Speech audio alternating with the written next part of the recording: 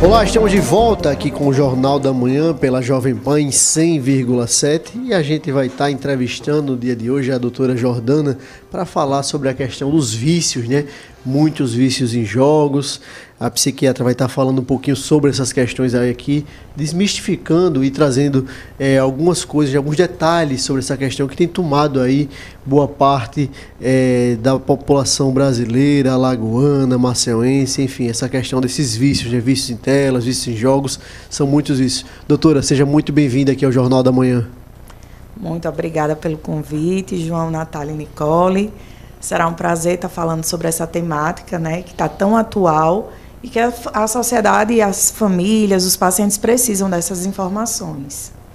Doutora Jordana Farias, a gente tem visto muitos problemas que tem trazido acarretados problemas para toda a família. Tipo, a gente tem um vício em jogo e aí o vício não traz problemas só para a nossa vida. Ou seja, vamos dizer assim, gera uma codependência também de outras pessoas que sofrem tanto, porque ali você deixa de viver a sua vida real, no caso do vício em tela, no caso de vício de jogos, a questão de problemas financeiros. O que isso pode acarretar de problema, eu vou dizer assim, no âmbito familiar, ou seja, naquelas pessoas que estão em torno dessa pessoa que tem esse vício na prática? Então, um dos principais sintomas ou sinais de alerta que a gente observa é o distanciamento realmente entre a família, né? Essa segregação. Então, as crianças e os adolescentes, eles ficam cada vez mais infiltrados no mundo virtual, esquecendo do mundo pessoal. E um dia eles vão crescer, vão precisar socializar, vão precisar ter um emprego, vão precisar se desenrolar, ficam frustrados porque tanto tempo numa dependência, né, de tela, nesse mundo virtual. Eu tinha uma paciente que ela tinha 400 amigos virtuais e nenhum na vida pessoal dela, no real, na vida real. E era uma menina com tanta dificuldade assim, na socialização dela, que qualquer coisinha existia uma frustração muito grande, porque ela não sabia lidar no dia a dia pessoal dela. Tanto tempo focada na vida online, cibernética, né, online. E a gente vê essas consequências e o que é que a gente vê mais disfuncionando dentro da casa, né, com esses meninos? A insônia, a perda do interesse, aquela preocupação exaustiva para ver se está com o telefone, para ver se no lugar que vai estar com internet. A gente vê muito quadro de birra, principalmente em crianças menorzinhas. Eu pego muita criança com 5 anos que as famílias acham que é um transtorno opositivo desafiador, que é uma patologia, e às vezes é um quadro de birra, por tirada dos meios eletrônicos. E também aquele quesito assim, de agressividade, de muita irritabilidade, né? E assim, é desproporcional. A criança entra lá num quadro de agressividade que a família começa a se preocupar e falar, não está bem. É uma criança que sempre foi tão amorosa e agora está tão disruptiva. Ô, doutora, esse vício aí também, fazer meia-culpa também para os pais, para nós que somos pais, o pai muitas vezes está em casa, está ali no sofá, muitas vezes ali no WhatsApp, no Instagram, no TikTok, muitas vezes olhando nada, olhando a vida do povo, olhando a vida de um artista, olhando uma história que passou no passado do futebol, seja lá uma história, e muitas vezes a criança está ali ao lado querendo uma atenção, querendo brincar, enfim, parte muito também desse pai, dessa mãe, essa questão comportamental, ou seja, a criança também não está refletindo um comportamento dos pais que, podemos dizer assim, esses são os primeiros que estão viciados em tela, na tecnologia, no smartphone, no tablet ali, todo dia, com um fone no ouvido. Será que essa criança também não é reflexo dessa vivência dentro do próprio lar também? Você falou tudo, João, é reflexo. A criança, ela está em neurodesenvolvimento. Então, ela passa por aquele processo de neurônio espelho. Então, o que eu vejo na minha casa, da rotina, o que os meus pais me ensinam, que eu vejo no dia a dia, eu vou aprender. Então, se eu tenho um pai e uma mãe que está o dia todo no telefone e deixa de fazer essa troca, eu vou normalizar aquela situação. Então, eu vou me espelhar naquela situação e vou normalizar. E ainda mais numa criança que está, como eu reitero, nesse neurodesenvolvimento, que é um cérebro ainda, que o cérebro amadurece de trás para frente. Ele conclui seu amadurecimento em média dos 25 anos. Então, o córtex pré-frontal, ele ainda está nesse processo ainda de amadurecer. Então, todos os exemplos, a criança ela vai filtrando como a massinha de modelar, né? O cérebro, você vai modificando do jeito que quer. Então, essas relações, elas realmente interferem 100% na criança, no desenvolvimento dela. Doutora Jordana Farias, eu já ouvi muitas opiniões e algumas divergem. Por exemplo, você só pode dar o eletrônico para uma criança após 7 anos, após 10 anos, após os estudos, enfim. Quando na prática, que você pode dar o eletrônico, o smartphone, o tablet? Existe um período, uma data, uma idade correta? Existe algo que a ciência diz isso, ou algo que ainda é muito conversado, é muito estudado? Como isso funciona na prática? Porque a gente sabe também, doutora, que a vida real é bem diferente. Por exemplo, a mãe muitas vezes é sobrecarregada dentro do próprio lar, ela tem que fazer a comida, cuidar da criança, ir para a rua trabalhar, voltar, e ali o único instrumento de se cuidar, cuidar aspas, dessa criança é dar um eletrônico, é ligar uma televisão, é dar um tablet para ela se manter aspas, calma naquele momento, enquanto a mãe e o pai estão fazendo as suas atribuições profissionais ou do lar. Mas existe um período aí para essa questão uso dessa tecnologia, uma data específica ideal? Na realidade, a criança não fica calma na tela, ela fica hipnotizada. Sim. Né? Bem diferente. Sim, claro. Então, assim, vou te responder, mas só para entender. Eu não estou aqui radicalizando a tecnologia, não. É o mau uso dela.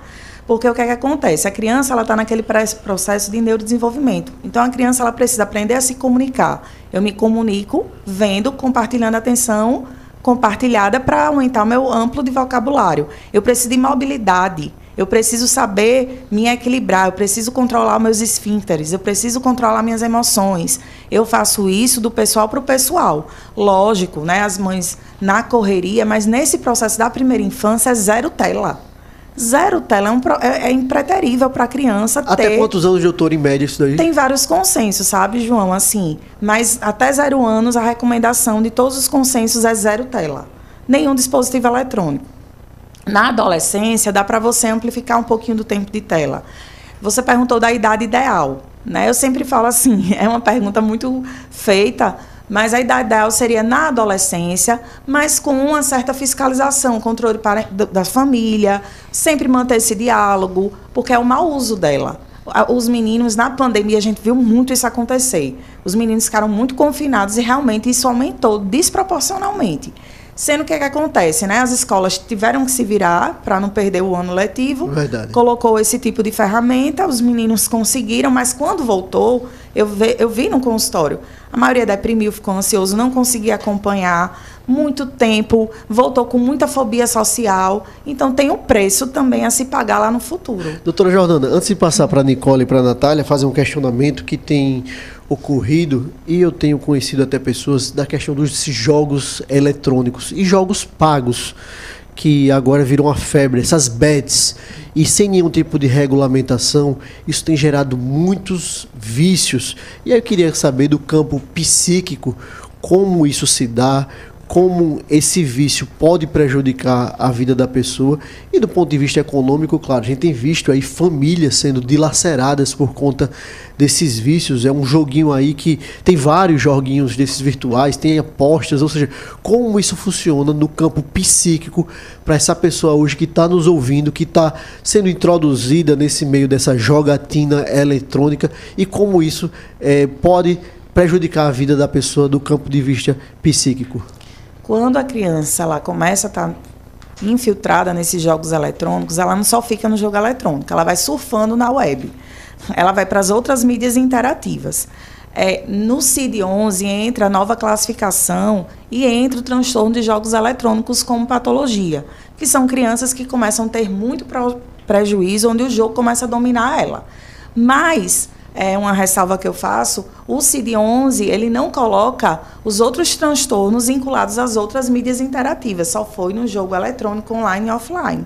Mas a gente sabe, menino joga mais, a menina fica mais nas outras redes, né? E causa proporcionalmente o mesmo dano. Então, a gente vê problema de musculatura esquelética, de postura, oftalmológico, alimentar, uma criança que fica irritada se for para a mesa almoçar com a mãe, porque está perdendo tempo que era para estar jogando.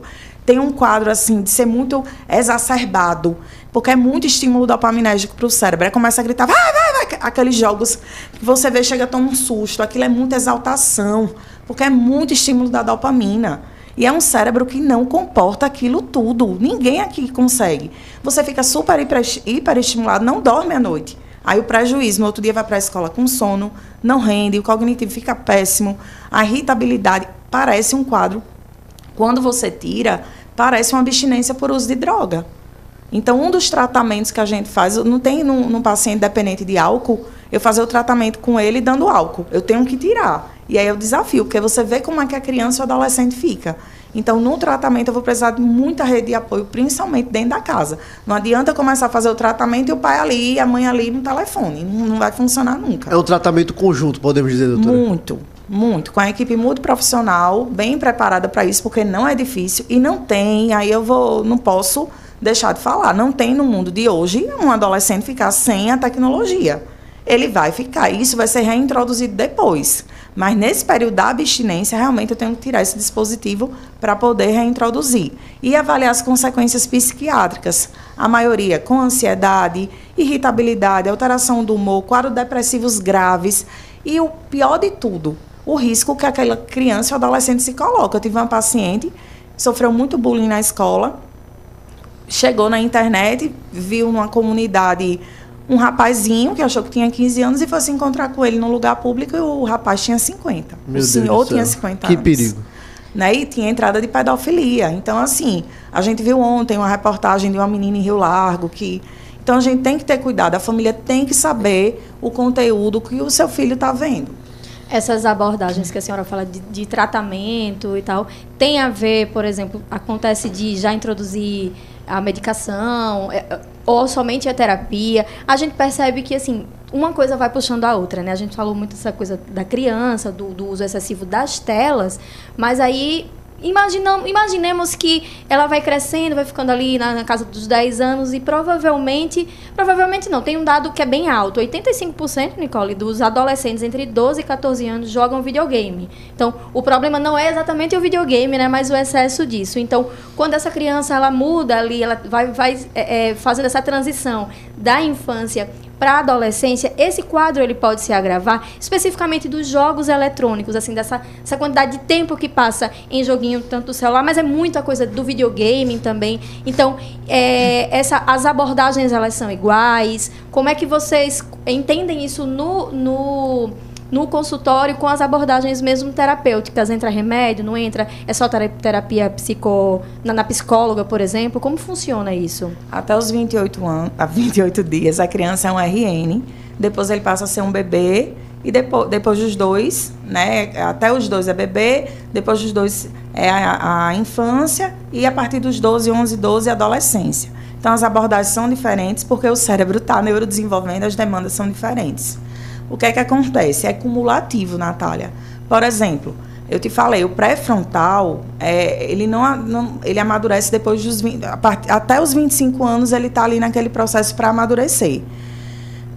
O estímulo, jogo, muda gráfico, muda som, muda fase, muda personagem, muda cor. É muito bombardeamento, estímulo neuronal para o pré-frontal. Então, tem uma descarga de dopamina absurda, que o cérebro daquela criança em desenvolvimento ele não está preparado para receber. A dopamina, só para vocês entenderem, é um neurotransmissor de prazer e recompensa. Então, você fica naquele looping. Então, as crianças que ficam muito nessa dinâmica, chega uma hora e não aguenta ficar no tédio. Não aguenta fazer atividade prolongada, porque irrita. Quero fazer outra coisa. Não se concentra, demais. Né? E a escola dá essa devolutiva. Sim. Eu trabalho muito junto com a pessoal da psicoeducação daqui, e eu escuto os relatos dos professores. Jordana, fica irritado, porque o tédio, a atividade prolongada, eles não aguentam, eles ficam ociosos. Por quê? É uma competição totalmente injusta. Eu estou aqui nas redes eletrônicas, tendo muito prazer, um estímulo, um bombardeamento cumulativo, cada vez o meu cérebro vai querer mais, entra naquele período de tolerância, vou querer mais. Isso também acontece nos meninos que estão tendo conteúdo antecipado de pornografia também. E eu vejo muito, eu estou atendendo meninos de 18 anos usando Viagra. Por quê? Começa a ter um estímulo muito antecipatório de coisas megalomaníacas nesse âmbito sexual, Quando vem para a vida real e começa a ter o seu contato, tudo aquilo que a cabeça dele criou, ele não tem no mundo real, não existe. Vem a frustração, vem a impotência sexual. Então, assim, é o cuidado. Eu não estou aqui falando que a tecnologia é ruim, que o jogo é ruim. Eu repito e reitero, é o mau uso dela. A falta da fiscalização de casa. Às vezes eu escuto dos pais, eu vou tirar a privacidade do meu filho. Mas seu filho tem 10 anos, ele está muito tempo dentro de um quarto, está mudando de comportamento, vai esperar o pior acontecer para tomar uma atitude, uma atitude mais pragmática? Doutora, a senhora comentou sobre fiscalização dentro de casa. E a fiscalização, por exemplo, de um órgão governamental, por exemplo, a regulamentação desses jogos eletrônicos, desses jogos online. Como a senhora vê? Acredita que é necessário ter também, para além dessa regulação dentro de casa, uma regulação nacional que possa vir, por exemplo, aumentar a faixa etária de certos jogos, ou até mesmo desses jogos online de apostas que estão fazendo diversas vítimas por aí. Qual o seu posicionamento quanto a isso? Foi ótima a sua pergunta. Em 2022, eu não lembro agora a lei, tá? É do PL, ainda está em análise, né, no Supremo. É uma lei que vai ter, o que a lei realmente, eu não li, não estudei a fundo, mas é uma lei que vai dar essa fiscalização, principalmente nas escolas. Ela ainda está sob análise, e então o governo, o Supremo, já tem esse projeto de lei, mas ainda não está em vigor.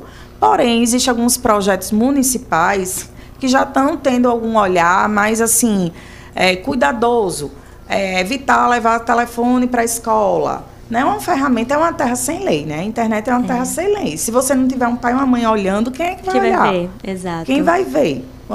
Quando acontece, pronto. Já aconteceu. E as famílias, assim, ficam muito constrangidas. Jordana, não é para ter vergonha. Vergonha é você não procurar ajuda. A senhora atende só criança? A maior parte do seu atendimento é para crianças? Eu sou psiquiatra e fiz uma extensão na psiquiatria infantil. Então, hoje eu tenho um público misturado. Eu só não atendo mais idoso, mas eu atendo um público muito juvenil. Adolescente realmente é o que eu atendo mais, mas eu ainda atendo adulto. Essa questão dos jogos online, que a gente fala jogos de azar, né? Exato, jogos de apostas. Provavelmente, doutora, a senhora me confirme, tem uma prevalência maior na fase adolescente e adulta, né? Que tem aquela coisa de ganha dinheiro fácil, você vai apostando e tal.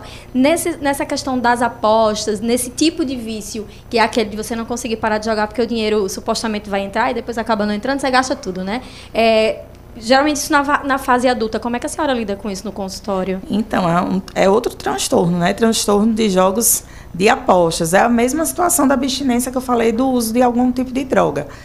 Tem um prazer e a recompensa, né? Esse vício em jogos de aposta, ele está muito mais próximo ao vício de jogos, como é que a gente pode dizer, mais tradicionais, jogos offline, por exemplo? São parecidos, são semelhantes. Quimicamente, eles têm uma ação muito parecidas. A dos jogos de aposta, a dependência, né, tem uma perda absurda econômica. E aí a gente vê uma segregação muito da família, gente que realmente vende tudo para estar jogando, uma coisa assim realmente desproporcional, e eles não têm insight disso. Quando você vai conversar com o paciente, você vê que ele não tem esse insight. Então, assim, a motivação tem que vir muito também do paciente, sabe? Porque realmente é como se você estivesse tratando uma dependência por droga. É a mesma situação. Doutora Jordana Farias, tem muito zap, muita pergunta e muita gente perguntando, por exemplo, quando é que eu posso ser diagnosticado como um viciado? Por exemplo, eu vou dormir e a última coisa que eu faço é olhar meu smartphone e vou dormir. Ao acordar, a primeira coisa que eu faço é tirar da cabeceira da minha cama, ou do chão, ou debaixo do meu travesseiro, o celular. Essa pessoa, ela pode se considerar já um viciado em tela, enfim, nesse organismo digital? Essa pessoa já é uma viciada? Só com isso não, senão a gente tá tudo viciado. Todo mundo tá viciado. Não. Tem que ter 12 meses, pelo menos, daquilo que eu falei no começo. É alteração do sono, eu deixo de estar saindo, fazendo as minhas atividades que antigamente eu fazia com tanto prazer para estar jogando, ou então para estar ficando nas redes, nas mídias interativas. Eu mudo o meu padrão de funcionamento de vida para ficar nas mídias interativas. É aquele negócio, é a internet começando a dominar você. E as pessoas vão percebendo. Então, tem que ter período, frequência e intensidade desses sintomas para a gente realmente avaliar um transtorno. E outra, É fuga ou é consequência? A gente também tem que ver se não tem algo primário que se estabeleceu e aí essa compulsão toda pelas mídias interativas não está sendo algo para fuga ou então consequência de um distúrbio primário.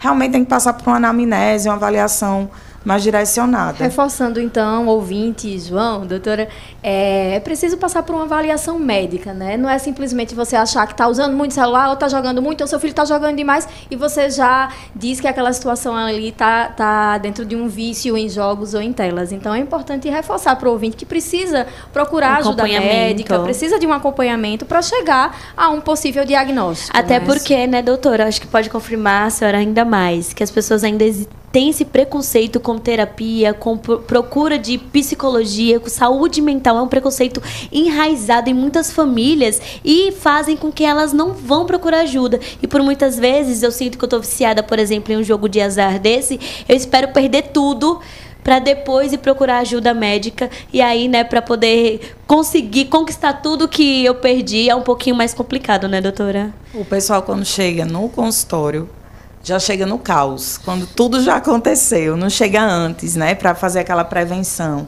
Então, infelizmente, realmente isso acontece. O pessoal ainda tem um estigma muito pesado com a saúde mental, que não era para ter, ainda mais no mundo que a gente vive, né? A gente vê aí nas mídias interativas o que vem acontecendo, né? Padrão de corpo, jogos de apostas, pornografia, tanta coisa. E esses algoritmos, né, que cada vez mais vai lhe deixando, né? Então é uma desvantagem muito grande para você botar uma criancinha para vamos aqui fazer o lúdico, vamos aqui fazer uma arte, vamos aqui fazer uma atividade mais recreativa, né? Um estímulo tão dopaminérgico, tão prazeroso, perde. A gente fica na desvantagem.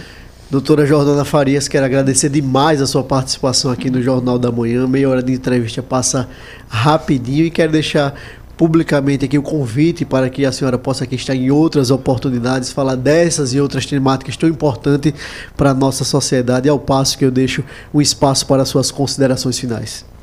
Eu gostaria de agradecer o convite, foi um desafio para mim falar dessa temática que precisa ser propagada muito mais. E os pais, o conselho que eu dou, assim, os pais, o diálogo, ele é fundamental. Desde que o mundo é mundo, a comunicação, o diálogo, ele é fundamental dentro da casa. Pai e mãe, a criança, ela precisa de segurança e de estabilidade emocional. Quem vai dar isso para ela são vocês. Então, essa segurança também no que a criança está usando e o meio que ela está usando e qual função ela está usando. Doutora Jordana Farias, mais uma vez, muito obrigado. Obrigado a minhas companheiras de bancada aqui, Nicole Melo, Natália Barros, o Claudio Stone na técnica, o Mailson Franklin nas ruas de Maceió, junto com o Geraldo Salgueiro. Muito obrigado a todos vocês e até segunda-feira, se Deus quiser. Tchau, tchau, ouvinte. Até segunda-feira.